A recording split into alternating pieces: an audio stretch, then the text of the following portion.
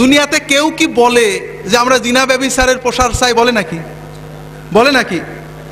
অনৈতিকতার প্রসার চাই? বলে নাকি? মাদকতার প্রসার চাই কেউ বলে? যত দল মত, আস্তিক নাস্তিক, ইহুদি নাসারা, মুসলমান, মোল্লা, হুজুর, যেই হোক, কেউ কি বলে নাকি যে আমরা এইগুলো বেশি করুক, দেশে অনৈতিকতা হোক, ব্যভিচার হোক, অ্যাসিড ছড়াক, ইভ টিজিং বাড়ুক? এটা কেউ বলে নাকি? বলে নাকি ভাই? বলে না। সবাই বলে এগুলো দূর করতে হবে, বদলে দাও, ভালো হয়ে যাও, প্রতিজ্ঞা করো আর খারাপ করবো না, সবাই বলবে। কিন্তু এখানে ইসলামী সিস্টেম আর বাণিজ্যিক সাম্রাজ্যবাদীদের সিস্টেমের ভিতরে পার্থক্য আছে। বাণিজ্যিক সাম্রাজ্যবাদীরা, আন্তর্জাতিক বেনিয়ারা, তাদের পদ্ধতি কি? মদ বিক্রি করবে, এটা নাগরিক অধিকার, যে ইচ্ছা মদ খাবে। বিড়ি সিগারেট বিজ্ঞাপন দেবে, বিক্রি করবে, এটা নাগরিক অধিকার, যে চাই খাবে। লক্ষ লক্ষ কোটি কোটি ডলার তুমি মদ বেচে আয় করবে, সিগারেট বেচে আয় করবে, যৌন উদ্দীপক, ব্যভিচার প্রসারক জিনিস বিক্রি করে করে আয় করবে। এরপরে 2-4 লাখ টাকা তুমি এইডস ফান্ডে, ধূমপান নিরোধ ফান্ডে, ক্যান্সার ফান্ডে, মাদকতা বিরোধী ফান্ডে প্রসারে দান করে দেবে। আমার কথাটা কি আপনারা বুঝতে পেরেছেন? তারা বলবে মদ চালু থাকবে, মদ প্রচার হোক, এটা একটা না মানুষের অধিকার, যে চাই খাবে। মাদকতা প্রচার হোক, এটা হোক সেটা হোক, তবে এগুলো খারাপ, মানুষকে বুঝাতে হবে। কথাটা কি বুঝতে পেরেছেন? এটা হলো তাদের বাণিজ্যিক স্বার্থে কোটি কোটি মানুষের রক্ত চুষে আয় করছে। খুব ভালো করে বুঝুন, ইসলামের নীতি হলো না, মানুষের অধিকার অবশ্যই আছে, যেটা না করলে মানুষের মৌলিক বিষয় লঙ্ঘিত হয় ওটাই হাত দেওয়া যাবে না। কিন্তু মদ না খাইলে কি মানুষের মৌলিক বিষয় লঙ্ঘিত হয় নাকি ভাই? বিড়ি না খাইলে কি মানুষের মৌলিক বিষয় লঙ্ঘিত হয় নাকি? ইসলামের কথা, ওদের কথা হলো মেলা চলবে, ছেলে মেয়ে বেহায়া নাচ চলবে, অশ্লীলতা চলবে, কিন্তু বলতে হবে যে তোমরা হেরোইন খাও না, ব্যভিচার করো না, ইভ টিজিং করো না। ছেলে মেয়ে আড্ডা দেবে, অশ্লীল সিনেমা দেখবে, কিন্তু বলতে হবে ইভ টিজিং করো না। ইভ টিজিং বলেন? ইভ টিজিং মানে হলো মেয়েদের উত্ত্যক্ত করা, কোনো মেয়েকে খারাপ বলা। আমরা বলবো সিনেমা চলবে, উত্ত্যক্ত করার ছবি চলবে, ভিলেনদের চিত্র দেখবে, অশ্লীল ছবি দেখবে, নাচ গান দেখবে, মেয়েদের সাথে ফুর্তি করবে, তবে কোনো মেয়েকে তুমি বাজে কথা বলতে পারবে না। হবে নাকি ভাই? এটা তুমি সব করবে, সিনেমায় হিরোইনদের মদ খাওয়া দেখবে, তবে তুমি নিজে কোনো হিরোইন টিরোইন খেও না। হবে নাকি?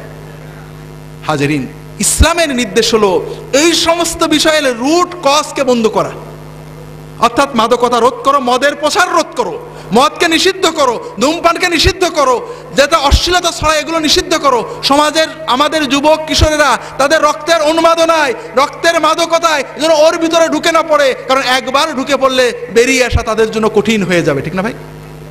আমি আপনাদের অনুরোধ করব, যারা সমাজের নেতৃস্থানীয় আছেন, আল্লাহর ওয়াস্তে বলছি, একদিন আল্লাহর কাঠগড়ায় আমাদের দাঁড়াতে হবে। খুব ভালো করে বুঝুন, আল্লাহ কোরআন কারিমে বলেছেন, ইন্নাল্লাযীনা ইউহিব্বুনা আন তাশিআল ফাহিশাতু ফিল্লাযীনা আমানু লাহুম আযাবুন আলীমুন ফিদ দুনিয়া ওয়াল আখিরাহ ওয়াল্লাহু ইয়ালামু ওয়া আনতুম লা তা'লামুন। যারা ভালোবাসে, পছন্দ করে যে মুসলিম সমাজে, মুসলমানদের ভিতরে অশ্লীলতা, বেহায়াপনা ছড়িয়ে পড়ুক, প্রসারিত হোক, তাদের জন্য দুনিয়ার জীবনে রয়েছে যন্ত্রণাদায়ক শাস্তি এবং আখিরাতে রয়েছে যন্ত্রণাদায়ক শাস্তি। আর আল্লাহ জানেন, তোমরা জানো না।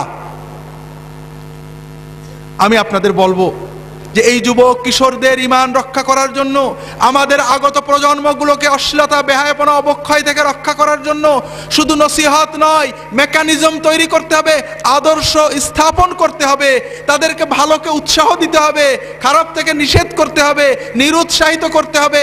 আর এই জন্য অনেক বিষয়ের পাশাপাশি সবচেয়ে বড় বিষয় হলো তাদেরকে মসজিদমুখী করতে হবে, নামাজমুখী করতে হবে, দ্বীনমুখী করতে হবে, ধর্মীয় চেতনাও তাদের ভিতরে আনতে হবে, আল্লাহর ভয় আনতে হবে।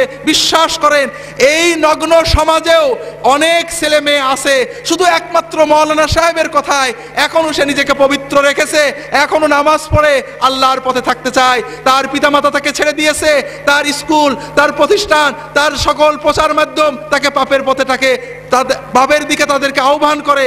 এরপরেও ওই যুবক, ওই কিশোর শুধুমাত্র ঈমানি চেতনায়, শুধুমাত্র আল্লাহর ভয়ে এখনো ভালোর পথে থাকে। এইরকম শত শত হাজার হাজার যুবক আমাদের দেশে রয়েছে।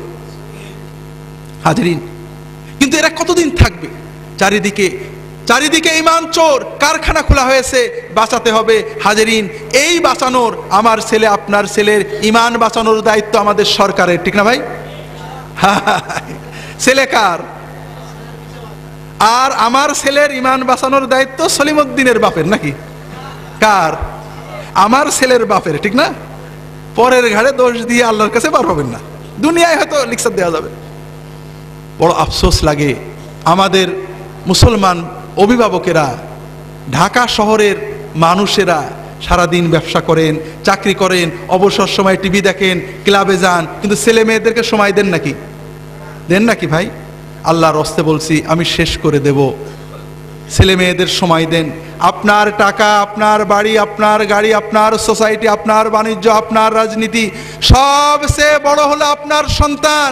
আপনার টাকা, আপনার বাড়ি, আপনার গাড়ি কোনোটাই জান্নাতে যাবে না, জান্নাতে নেবে না।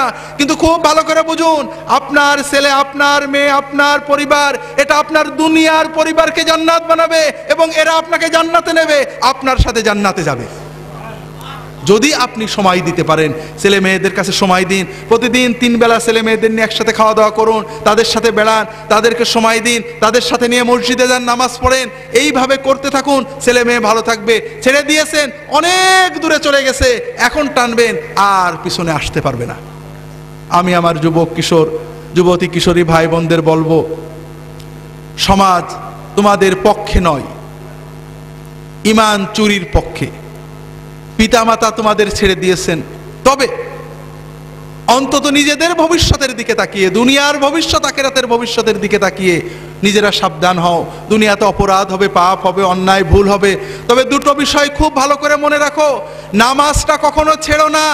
নামাজ, যদি সিনেমা হলে থাকো বেরিয়ে এসে নামাজ পড়বে, যদি খেলার মাঠে থাকো ওয়াক্ত মতো নামাজ পড়বে, নামাজটা কখনোই ছাড়বে না। যত কিছুই হোক সময় মতো নামাজ পড়বে। আর অশ্লীলতাকে, মাদকতাকে বিষের মতো পরিত্যাগ করবে। এই দুটো বিষয় যদি তুমি ঠিক রাখতে পারো, ইনশাআল্লাহ অন্যান্য ভুল ত্রুটি তওবা করবে, ভালো হবে, খারাপ হবে, এই নামাজ তোমাকে আল্লাহর পথে টিকিয়ে রাখবে। এবং ইনশাআল্লাহ তোমার বয়স যখন 50 হবে, তুমি নিজে অনুভব করবে এই দুনিয়ার জমিনে তোমার বন্ধুদের চেয়ে তুমি ভালো আছো। আর ইনশাআল্লাহ কিয়ামতের দিনে তুমি তোমার পিতামাতা সহ আল্লাহর আরশের নিচে তার ওলিদের সাথে মেহমান হয়ে যেতে পারবে। সুবহানাল্লাহ। হাজরিন, যুবক কিশোরদের ভালো রাখতে হলে তাদেরকে আলেমদের কাছে নিয়ে যেতে হবে, মসজিদে নিতে হবে, দ্বীনি চেতনা তৈরি করতে হবে, লেখাপড়ার ভিতরে দ্বীনি চেতনা তৈরি করতে হবে। এগুলো সবই দরকার। আমরা শুনছি, ভালো করে জানি না। আমাদের দেশের নতুন শিক্ষানীতিতে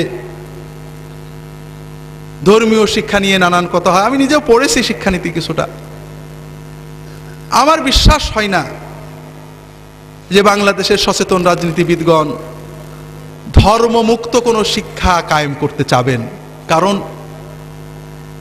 আমাদের দেশে যতটুকু নৈতিকতা আছে, দুর্নীতিমুক্ত যে কয়জন মানুষ আছেন আপনারা স্ট্যাটিস্টিক করে দেখেন, তারা একমাত্র ধর্মীয় কারণে। যে ডিসি দুর্নীতি করে না, যে এসপি দুর্নীতি করে না, যে অফিসার ঘুষ খায় না, যে কর্মকর্তা অন্যায় করে না, যে ডিসি ঘুষ খায় না, যে জজ সাহেব ঘুষ খায় না, আপনি বিচার করে দেখুন কোনো না কোনোভাবে, হয় পারিবারিকভাবে, নইলে হয়তো তাবলীগ জামাতে যে, নইলে হয়তো কোনো পীর মাশায়েখের দরবারে যে, নইলে হয়তো মাদ্রাসায় পড়ার কারণে ওই ব্যক্তির ভিতরে যে ইমানি চেতনা আছে, শুধুমাত্র ওই ইমানটাই তাকে দুর্নীতি থেকে বাঁচিয়ে রেখেছে, অথবা অনেক দুর্নীতিবাজের ভিতরে তাকে অন্তত কম দুর্নীতিবাজ করে রেখেছে। আপনারা কি বুঝতে পেরেছেন আমার কথাটা?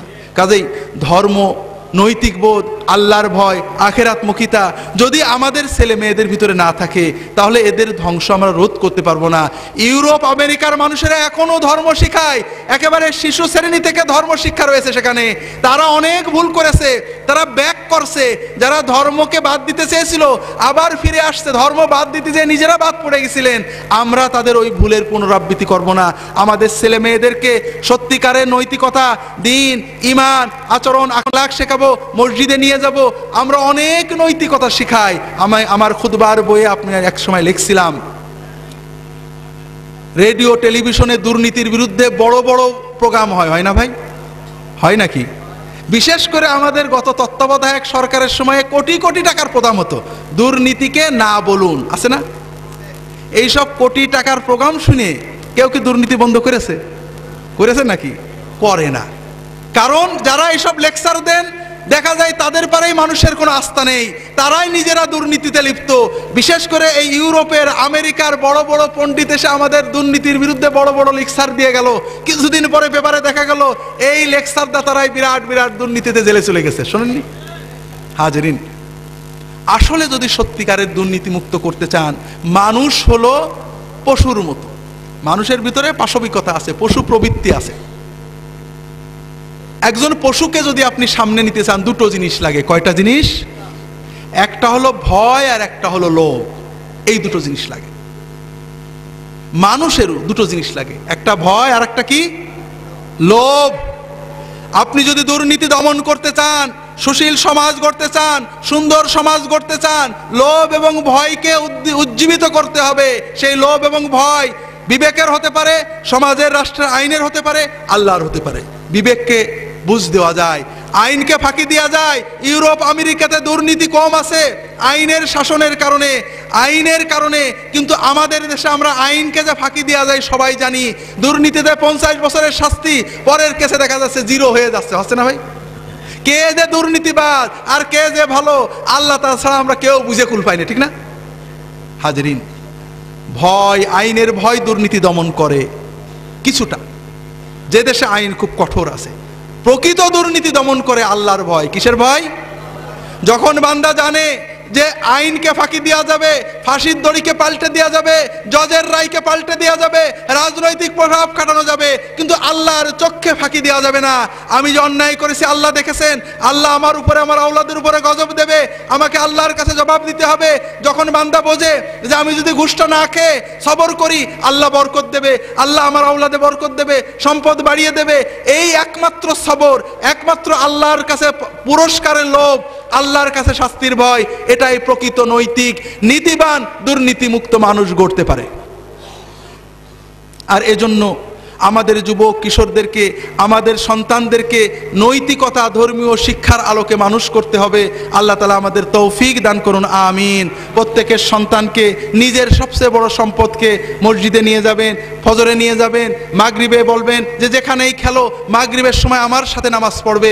মাগরিবের পরে বাইরে থাকতে পারবে না, মাগরিবের নামাজ পড়তে বসবে, আম্মা খোঁজ রাখবে, 3 বেলা একসাথে খাবেন। যদি আপনি না পারেন স্ত্রীকে বলবেন খোঁজ রাখতে। এইভাবে সন্তানদেরকে অন্তত 20 বছর পর্যন্ত চোখের ভিতরে রাখবেন। আল্লাহ তাআলা হেফাজত করুন, আমিন। আমি আর লম্বা করছি না, অনেকক্ষণ বলা হয়ে গিয়েছে। আপনারা আমার জন্য দোয়া করবেন।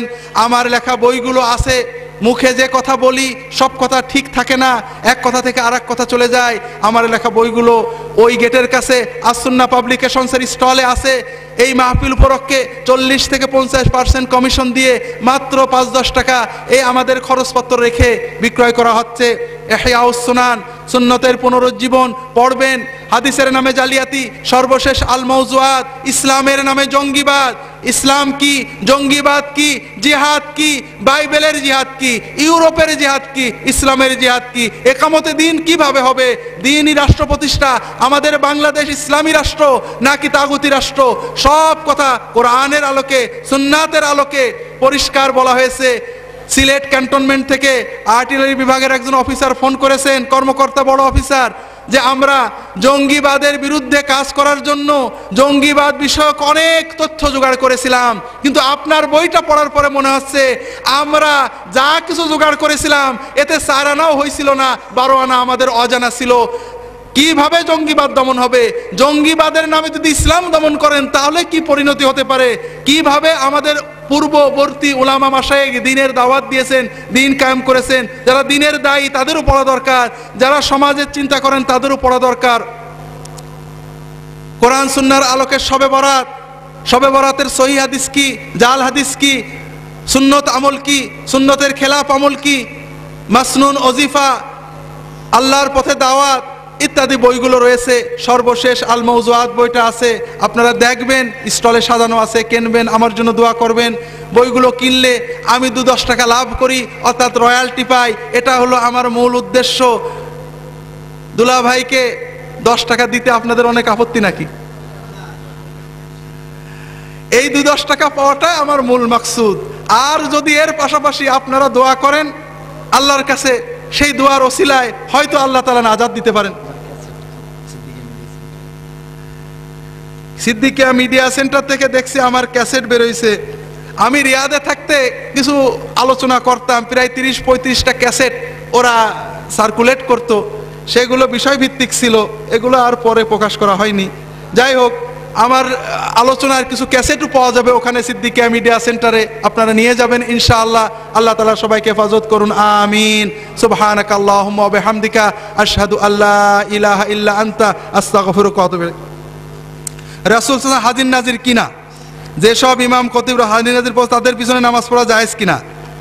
আমাদের ফুরফুরার পীর ও মুর্শিদ মুজাদ্দিদে জামান আবু বকর সিদ্দিকী রাহমাতুল্লাহ আলাইহি তার বক্তব্যে, লিখিত ওয়াজে, আল্লামা রুহুল আমিন সাহেবের বিভিন্ন কেতাবে, তার উদ্ধৃতিতে, আল্লামা সাইফুদ্দিন সিদ্দিকীর কেতাবে বারংবার উদ্ধৃতিতে বারংবার লেখা হয়েছে, কেউ যদি মনে করে আল্লাহর রসুল হাজের নাজের অথবা আল্লাহ ছাড়া অন্য কেউ হাজের নাজের, কোনো পীর অলি হাজের নাজের, ওই ব্যক্তি কাফের।